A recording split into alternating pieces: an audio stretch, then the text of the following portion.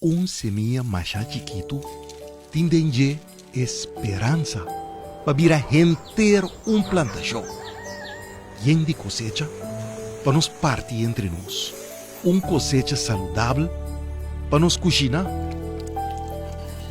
Y así na hope gente por disfrutar.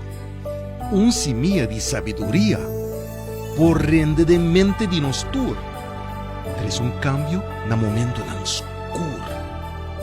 O cochonar un cambio formal de entera comunidad. Y resultado en un flujo de energía para nos producir na cantidad, salubridad, igualdad, felicidad y prosperidad.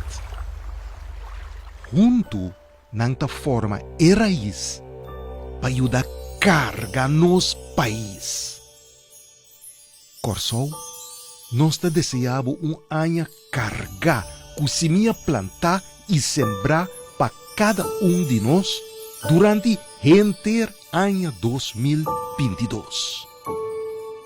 Feliz dia de fiesta, de parte do governo de Corsol.